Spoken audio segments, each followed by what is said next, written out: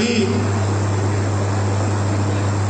पूर्व में बोल रहे थे कि हमारे समाज में बहुत सारे लोग नशा से लग चुका है।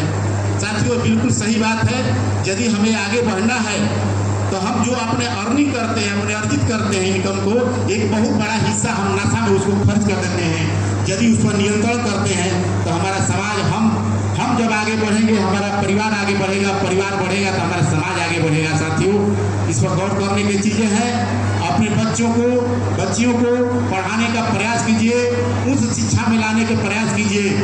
हमारे समाज के बहुत कम लोग उच्च शिक्षा में हैं।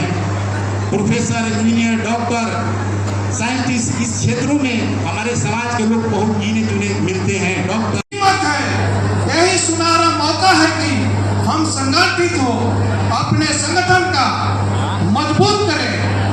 उसके लिए हमें जैसे भी कोशिश करना पड़े, हमें करना है।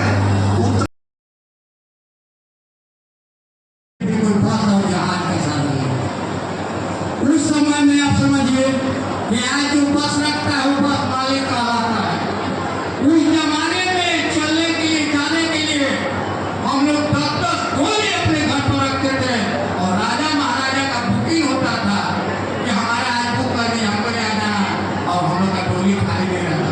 लेकिन इतिहासकारों ने करोड़ के लिखा, करोड़ के लिखा कि कहाँ गोली होते हैं, कहाँ गोली मालिक था, और राजा मेरे दरवाजे पर आके के गिराता था, यार आपको बेटी का अधिकारी है, डोली आज हमारा बुक कर लीजिए। हम डोली के राजा थे, लेकिन इतिहासकार में से करोड़ को लिखा। हमको कहा, लेकिन दरअसल की सेना जिस धरती पर जिस राजा से टकराता था उसका कौन ढा देता था। इसलिए कौन सेना था मेरा, इसलिए जाति का नाम कहाँ कर दिया गया। और अंग्रेजी में KHAR और हिंदी में और दोनों उसको अंग्रेजों ने उसे कहा तो कहा बना दिया।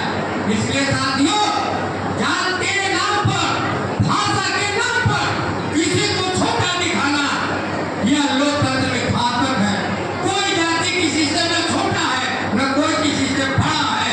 इस देश में सबसे बड़ा है तो शिक्षा है। और बाबा साहेब भीमराव अम्बेडकर एक ब्रह्म जाति से होकर, हर जाति से होकर भारत का संविधान लिखा और भारत में उसकी पूजा होती है बाबा साहेब भीमराव अम्बेडकर की। इसलिए जाति कोई मायने नहीं रहता। शिक्षा सबसे दुनिया का सर्वोच्च चीज है। आप शिक्षित रहेंगे, दुनिया आपका नाम लेगा। इसलिए शिक्षा के क्षेत्र में आगे बढ़ने का काम करो।